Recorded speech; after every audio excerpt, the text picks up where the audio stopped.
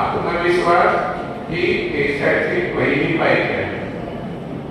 त्यानंतर कठोर परिश्रम करा, खूप अभ्यास करा.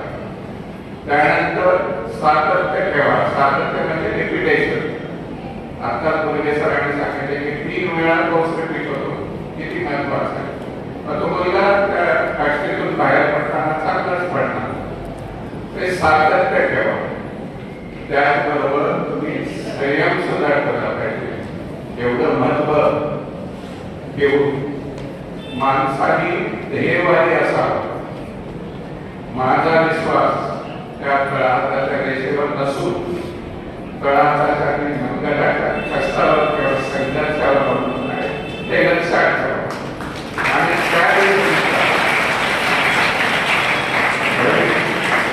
भविष्य बघू नका.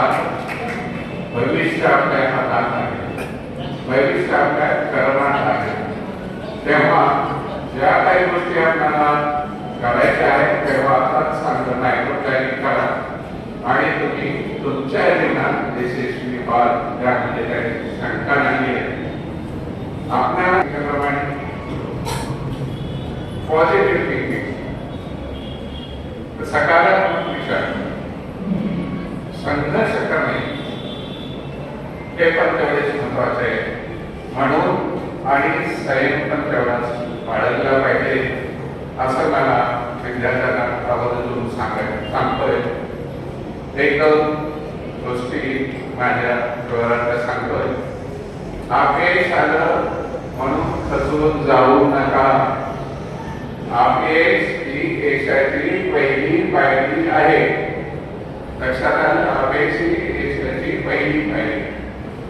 म्हणून खचू नका. जिद्दीने उठा आणि संघर्ष करा. संघर्षातून आपल्याला यश दिसेल. यामध्ये नाही. ते घडलेला प्रसंग सांगतो आपल्याला. 1 महिन्यापूर्वी मी सकाळी 8ला निघतो, फिरायला जातो. तिथे 3-4 चक्कर मारतो आणि कॉलेजच्या लॉनवर बसतो. वॉचमन आला. तरी माझ्या पायात पडलं. मला आश्चर्य वाटलं, का गेलं पायात पडलं. मलाही आश्चर्य वाटलं.